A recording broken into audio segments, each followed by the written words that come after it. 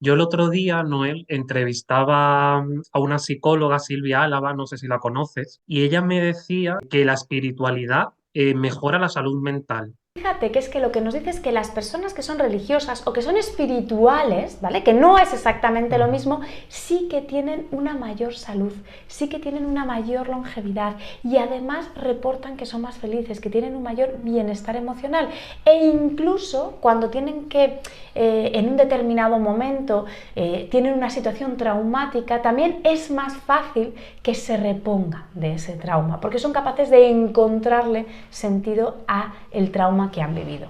¿Tú crees que la espiritualidad sana, Noel?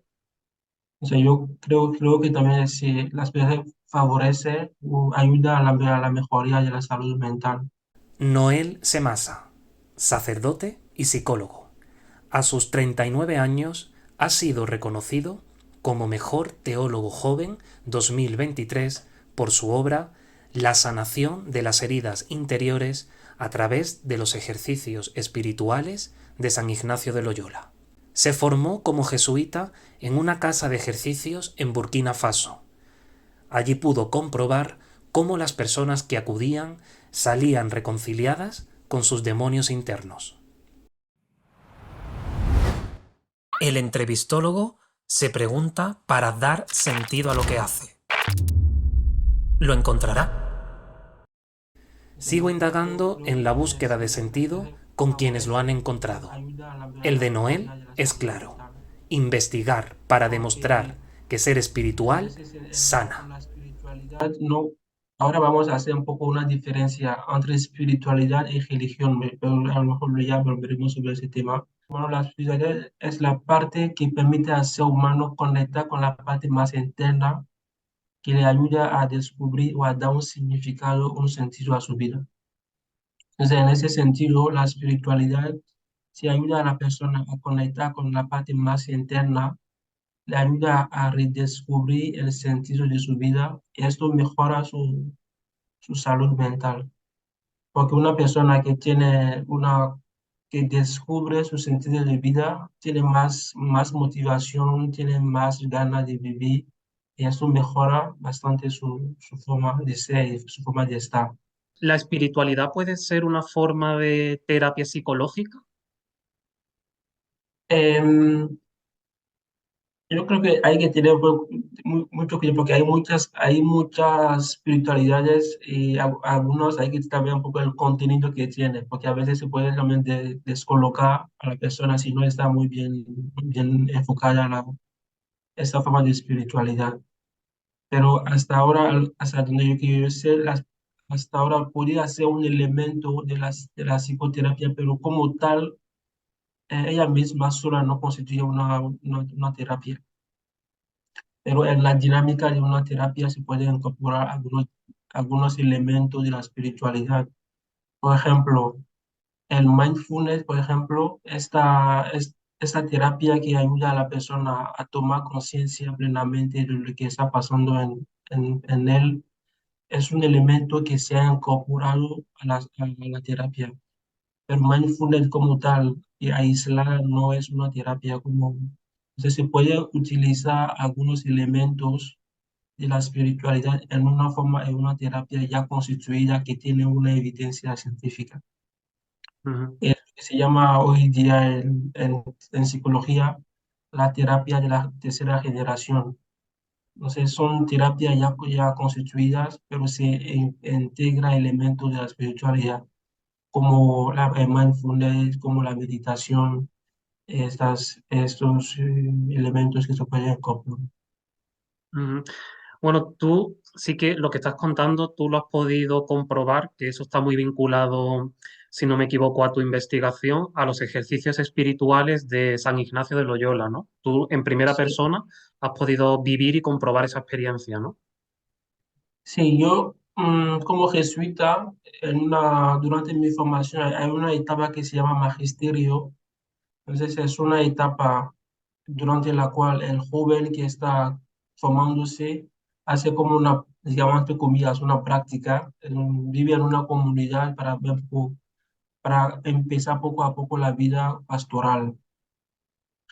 En ese momento yo hice mi experiencia en una casa de ejercicios. Es un lugar donde viene la gente a hacer los ejercicios de San Ignacio.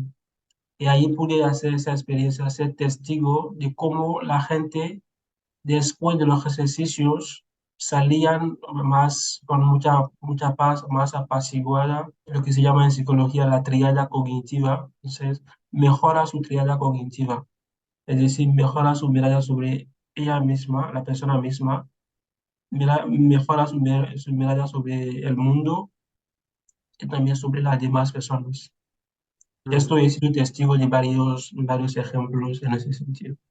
La psicología, en cambio, cada vez mira más a la ciencia, ¿no? A lo biológico, no tanto a lo humanístico o a lo subjetivo.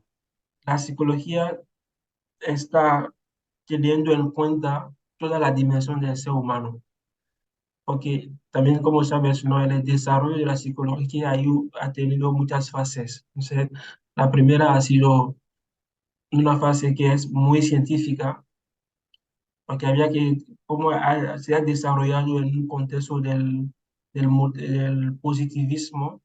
O Ujú. sea, en este contexto, toda ciencia debería tener como una dimensión empírica, que voy a poder comprobar. Entonces, en ese sentido, la psicología, para reivindicar también el título de ciencia, se ha desarrollado en este espacio de positivismo, está teniendo una dimensión muy científica y de mucha biología. Pero luego con el desarrollo, con su desarrollo postmodernista, sobre todo con el existencialismo, entonces ahí se ha vuelto más bien una psicología que toma en cuenta la experiencia del ser humano, la existencia como tal, y ahí se ha ampliado un poco el campo de la psicología. O sea, no es solo la biología, pero hoy se habla más bien de una dimensión psicobiosocial. Entonces, la dimensión biológica, la dimensión psicológica y luego la dimensión social, el ambiente, el contexto en el cual el ser humano crece también tiene una influencia en su manera de ser y estar. Lo científico y lo espiritual son compatibles. Sí, no, es que a veces se opone, eh, aquí voy a hacer una diferencia, yo voy a hablar aquí de espiritualidad como religión, porque Ujú. la religión tiene un contenido que es elaborado, o sea, hay como un credo, un contenido de fe que es elaborado, y este contenido de fe no es algo irracional, tiene su lógica. No es una lógica, hay que tener cuidado para no reducir la racionalidad solo a una racionalidad empírica. Hay distintas formas de racionalidad. Entonces, la religión también tiene su racionalidad. Y, por ejemplo, en la Biblia, San Pedro nos dice que los cristianos tenemos que ser capaces de dar razón de nuestra fe. Ujú. Eso significa que la fe tiene una razón, tiene una lógica interna que hay que saber descubrir y exponer a las demás personas. Entonces, en ese sentido, no hay ninguna dificultad en oponer, no se puede oponer la espiritualidad y la razón, porque Entiendo que no se trata de creer por creer, ¿no? Porque puede pasar que uno cuando esté perdido o quizás tenga un problema gordo, pues acuda a la fe como última opción, ¿no? O sea, no se trata de creo porque creo, ¿no? no, es verdad que cada uno tiene una fe. Yo, por lo menos, esa es mi convicción. Creemos todos en algo o en alguien, o no sé, pero cada uno tiene una forma de creencia. Sin embargo, hay gente que dice ser feliz sin creer en nada, ¿no? O sea, ¿tú crees que es más fácil el camino de la fe o del agnosticismo? Em, el camino de la fe no es fácil porque tiene sus exigencias, pero tampoco es un camino lineal. Hay momentos la gente tiene, aunque es una persona creyente, tendrá sus dudas, que es normal porque la fe también es dinámica y la persona va creciendo en su camino. Entonces, en ese camino, a veces la gente, en los momentos de duda, de crisis, de fe, mm, si no está acompañada, esa persona puede fácilmente ir hacia el ateísmo, el gnosticismo y todo lo que conlleva esto. Pero no creo que sea fácil ser agnóstico, no he hecho la experiencia, no, no te lo puedo, pero yo creo que la fe también tiene sus exigencias. A veces también, yo creo que la imagen que la persona tiene de Dios también influye en su fe, Ujú, porque a veces la gente, una persona puede decir que ahora yo soy ateo, soy agnóstico, no creo en Dios, porque a lo mejor es por su forma de entender a, a Dios. Porque a veces dicen, si hay Dios, ¿por qué todo eso está pasando en el mundo? ¿Por qué hay mal en el mundo? Entonces, esa es la pregunta de fondo. ¿Por qué existe el mal si hay un Dios que es bueno? Entonces, ahí si no encuentra una respuesta congruente con la bondad de Dios, la gente fácilmente se vuelve ateo o agnóstico o todo lo que... O sea, yo creo que ahí hay que tener una imagen de Dios que no hace que Dios es el responsable del mal que hay en el mundo. Si ujú. no se hace muy bien esta diferencia, se puede fácilmente. Entonces, para ser cristiano no es tan fácil. Para tener fe, ser un buen creyente, hay que pedir esa gracia. De hecho, se dice que la fe es un don. O sea, hay que pedir ese don, que Dios te dé esta virtud de la fe. ¿Tú como creyente te haces esa pregunta? Sí, yo como creyente me hago esa pregunta muchas veces también, pero a mí lo que me ayuda es ver un poco, aquí vamos a tomar un ejemplo, ¿no? De la vida diaria nuestra. Cuando cuando inventamos algo, el ser humano inventa algo bueno. Es algo que la persona que ha pensado en esto, que lo ha inventado, es para el bien, pero al mismo tiempo tendrá un lado negativo. Entonces, la gente lo puede usar en un mal sentido. Entonces, lo que al principio era una cosa buena en sí, podría pervertirse en el uso que podemos hacer. Entonces, eso trasladado en el mundo de la fe y de la religión, Dios ha creado todo bueno, pero todo bueno y todo limitado, porque marcado por la finitud. O sea, son cosas buenas, pero limitadas. No son cosas perfectas, porque la perfección solo es de la esfera de Dios. Entonces, a veces hay esta confusión. Queremos cosas perfectas, pero la perfección no puede ser de la creación.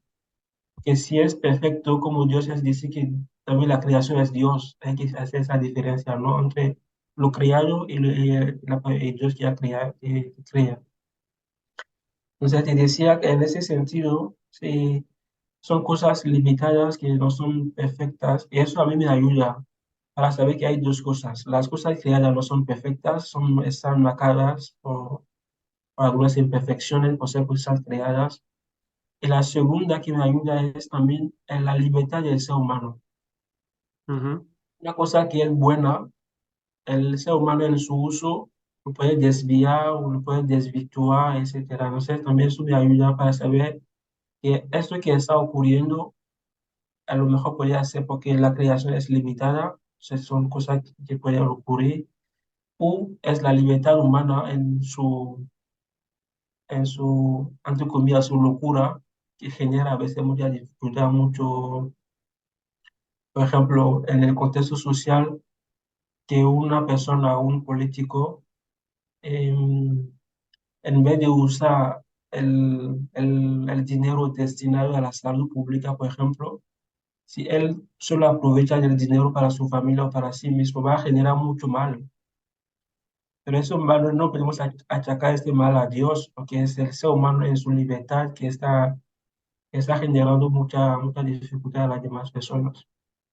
Y ujú. esto, poder discernir, poder hacer esa diferencia con lucidez, ayuda y es por eso también la iglesia se compromete en la vida social para trabajar para que haya más justicia social, que sabe que el ser humano puede hacer un mal uso de su libertad y hay que comprometerse a ayudar a iluminar estos ámbitos de la convivencia social, de la vida en sociedad. Por ejemplo, he tenido uno de mis sobrinos que tenía 10 años, sí, que falleció y yo había estado mucho cuando estaba enfermo para que se recuperara, pero no ha sido así.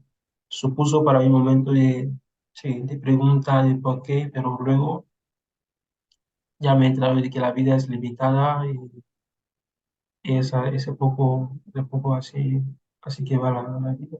Entonces, en el camino de la fe es normal que haya momentos de duda, de noche, pero estas noches son pasajeras, pasa por ahí para seguir caminando. O sea, que hay que ser paciente, ¿no? En una experiencia como tú cuentas, que todos en cierto modo la hemos vivido, eh, ante la desesperación entiendo que el creyente es paciente, tiene que ser paciente.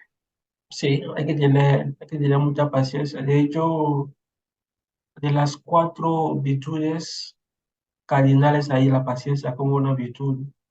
La paciencia, la templanza, son virtudes que el creyente o el ser humano está llamado a tener. Pero el problema es que ahora nuestra sociedad no anima mucho a la paciencia o no educa a la paciencia, porque estamos en una sociedad de la inmediatez.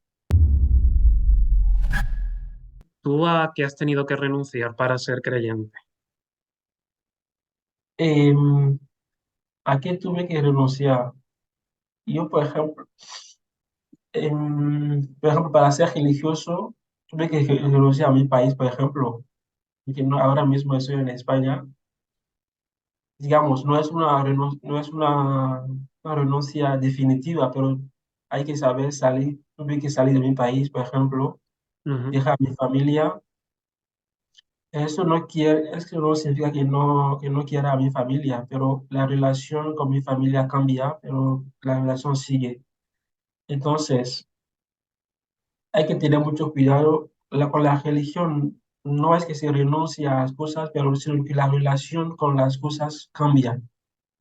Ya no es un impedimento para mi relación primera y fundamental con Dios, sino es que todas esas relaciones me permiten, me ayudan a vivir mi fe, pero ya no es que sea un impedimento para mí.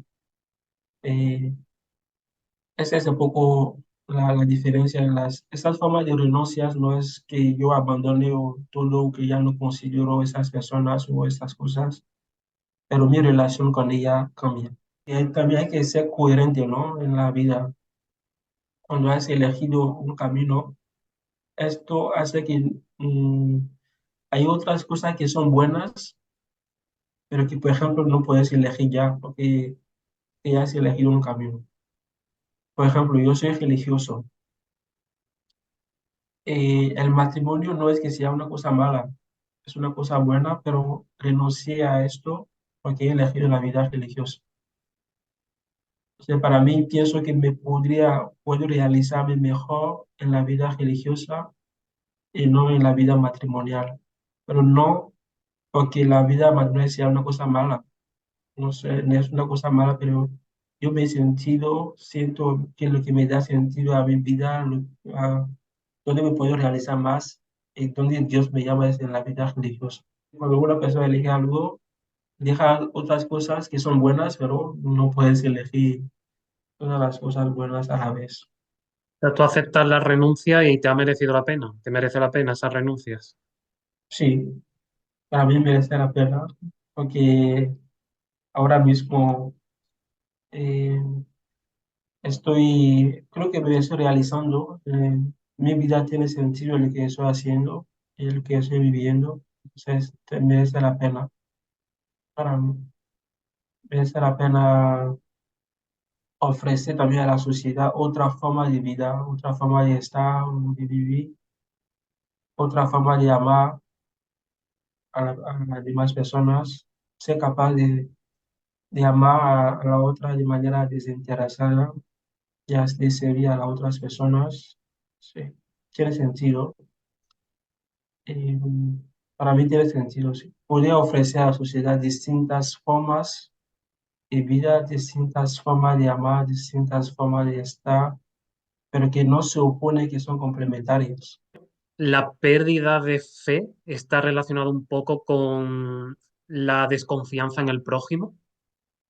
La relación con el otro podría influir, por ejemplo, la relación con mis padres, por ejemplo, si no ha sido muy buena, una relación de confianza, podría influir también en mi relación con Dios por la pérdida de fe, porque la experiencia de confianza que vamos viviendo en nuestras familias nos permite también crecer en la confianza con Dios, porque se hace como una confusión con la imagen que tiene de su padre, con la imagen que tiene de Dios como padre, no le cuadra.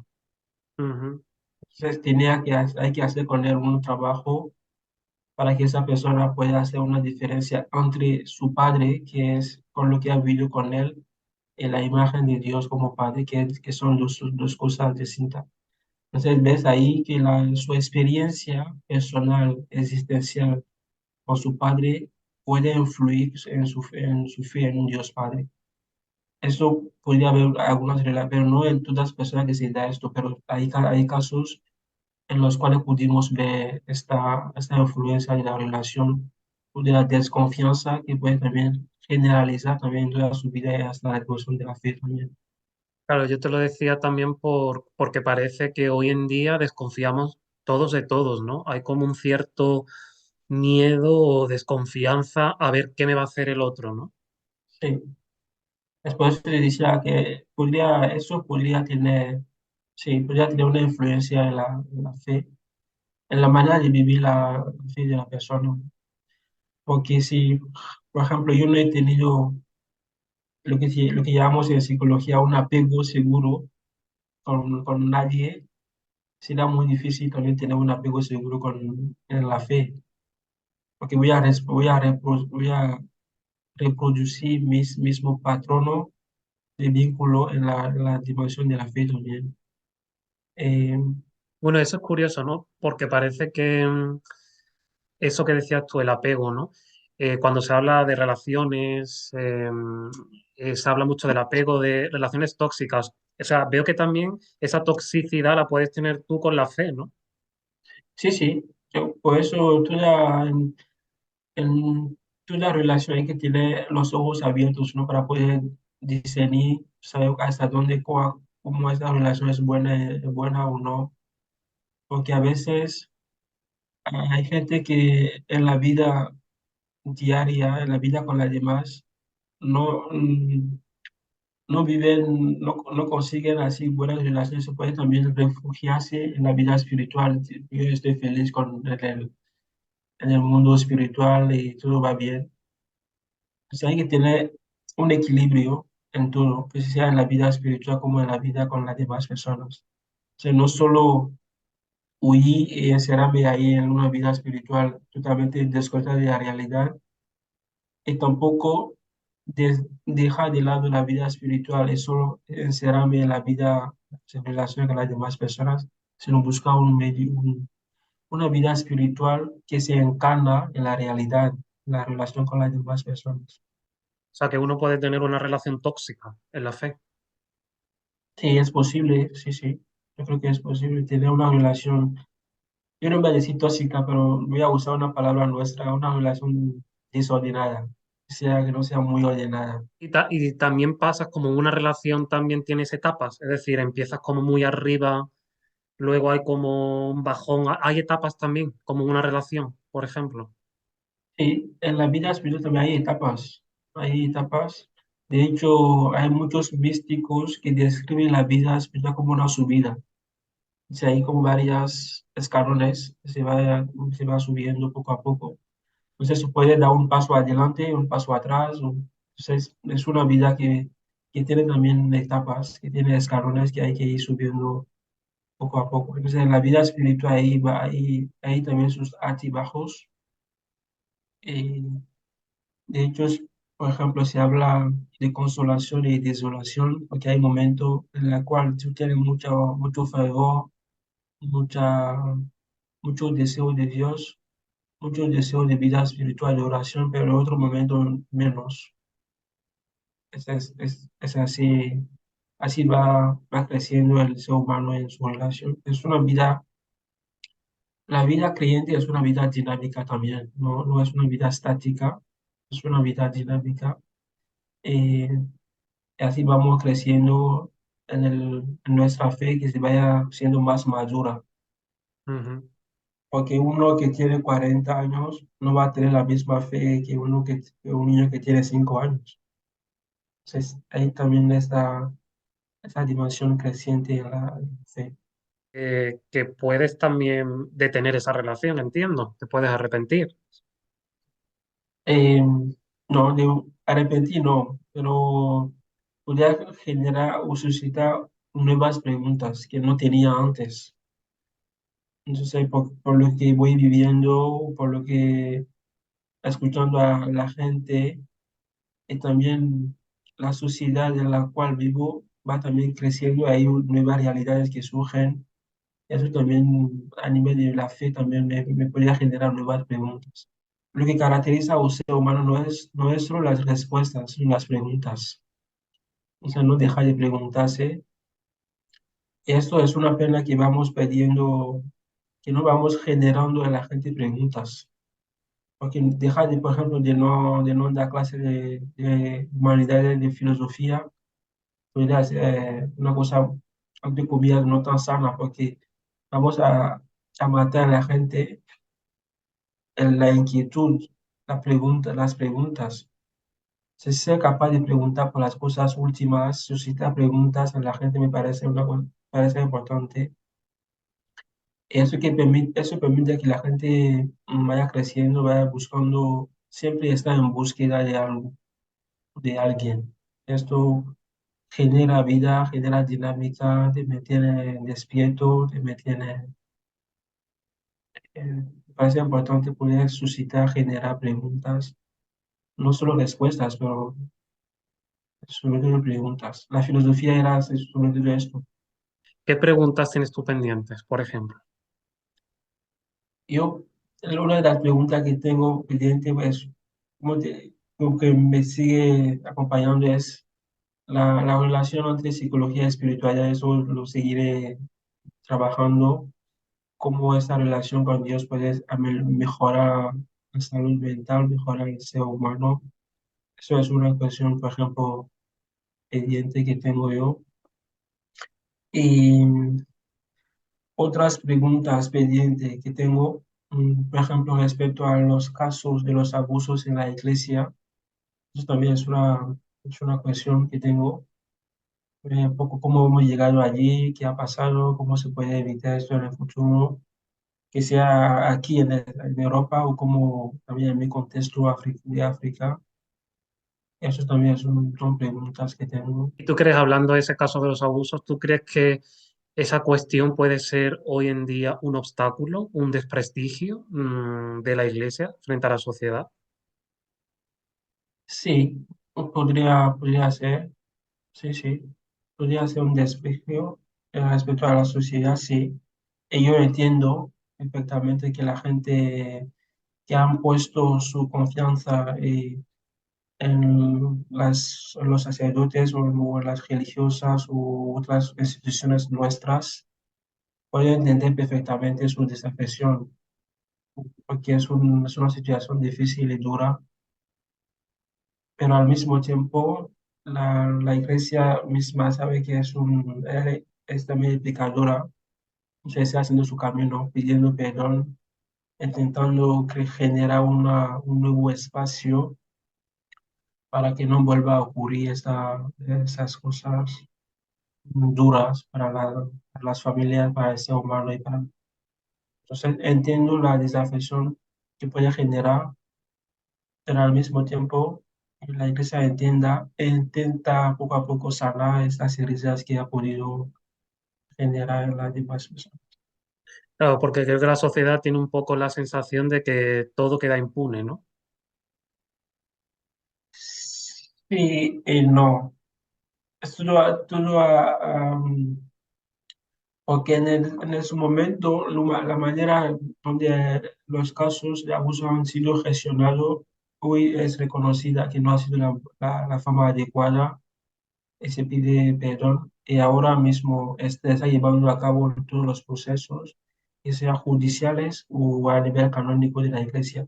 A lo mejor no hay mucho ruido respecto a esto, mm, pero se lleva, si los casos no están prescritos, esto hay que tener en cuenta, porque si hay cosas que han ocurrido desde hace 40 años o 30 años, entonces si la legislación del país no permite, porque ya son delitos prescritos, pueden tener esa sensación, ¿no? de que es una cosa impune porque no podía llevar adelante el proceso.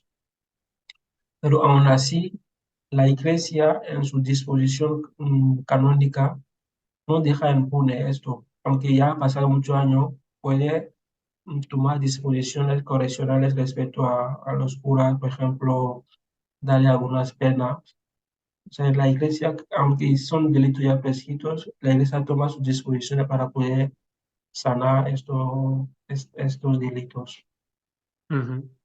Por ejemplo, hay gente que ya no, una disposición disciplinar, una persona que ha cometido abuso, aunque hace ya muchos años, a lo mejor se puede decir que ya no puede celebrar misa en público. Eso, por ejemplo, es una medida disciplinar que no es a nivel de la justicia del país o la justicia legal penal del país, pero a nivel de la Iglesia se toma entre comillas algunos castigos, si puedo hablar así, para, para poder sanar estas heridas que siguen. Entonces, estoy de acuerdo que la gente, respecto a la manera de hacer del pasado, pueden tener esa sensación de que los abusos han sido delitos impunes, pero hoy en día ya no es así. Se abren los procesos y todo se lleva adelante. Toma su tiempo, como sabes, pero se sigue trabajando en esto. Pues es importante que lo digas porque creo que mediáticamente eso no se cuenta, ¿no? La gente creo que no tiene No, mucha es que idea de esto. la gente no tiene esta información. O sea, el derecho canónico, que es el derecho que rige la Iglesia, tiene su dinámica. Entonces, ahí los delitos, aunque sean prescritos a nivel civil, dentro de la Iglesia se sigue tomando disposiciones para respecto a las personas que han cometido esos abusos. Ujú. Algunos que han sido reducidos al estado laical, que ya no son sacerdotes, por ejemplo, o que ya no van a tener un ministerio público, por ejemplo. O sea, hay muchas formas para poder, eh, para poder sanar estas heridas. Dios es un ser, una inteligencia, que no es temporal, que no es material, que es bueno, que cuida de su creación y que creó todo. Y eso es lo que demuestra el Big Bang. El Big Bang lo que hace es, hace 13.700 millones de años, todo fue creado. Pero cuando digo todo, significa todo lo material fue creado. No había materia antes del Big Bang, pero tampoco había tiempo antes del Big Bang. Eso lo que te obliga a pensar es que la persona, vamos a llamarlo así, que creó todo, no es ni material ni es temporal. Y eso, como decía Einstein, es una sorpresa, porque lo lógico hubiera sido pensar que el universo fuera caótico. Lo natural, lo estadísticamente probable, pero enormemente probable, es que no hubiera habido vida. Que tú no estuvieras aquí, que yo no esté aquí.